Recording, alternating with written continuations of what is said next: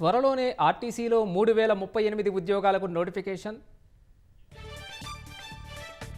త్వరలోనే ఆర్టీసీలో 3038 ఉద్యోగాలకు నోటిఫికేషన్. వీలైనంత తొందరగా భర్తీ చేస్తామన్న మంత్రి పొన్నం. నేడు వసాకాలోని కిటాక్షి సిటీ మేయర్తో రేవంత్ రెడ్డి బృందం భేటీ.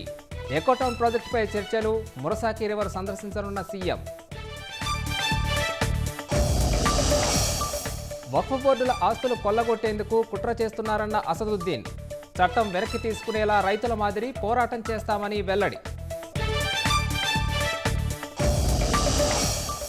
ఈ నెల 22, 23 తేదీల్లో సౌదీలో ప్రధాని పర్యటన. ఇంధనం, రక్షణ రంగాల్లో సహకారం బలోపేతమే లక్ష్యం.